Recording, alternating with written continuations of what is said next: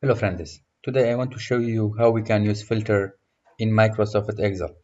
For example, I want to filter a data like this. As you see, we have name of students, mark, and also state of the grade, excellent, very good, and so on. Also, I want to filter a data like this. As we see here, we have a date.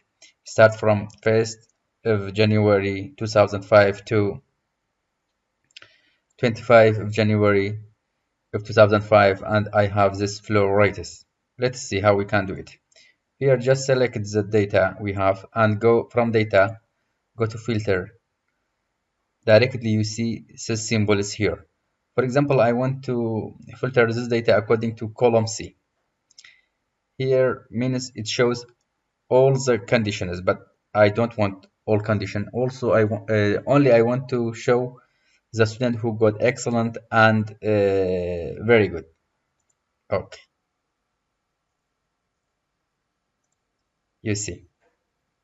Excellent and very good. Also, according to this one, you can only take the intended marks. For example, 86, 80. It means it shows me only 85 and 95. Okay. But regarding the data like this,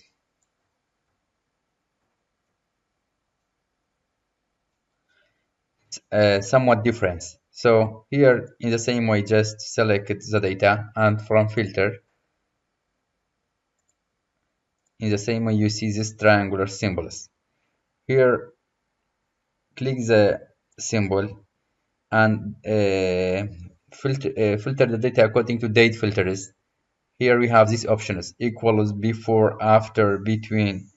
For example, I want to choose between.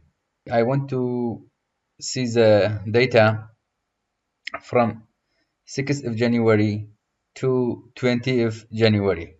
It's right. Or 6th. Okay, control copy. Just right here, 20. So the data will be in between this range, as you see, from 6th to 20th January. Also, according to this column, I want to see, for example, greater than.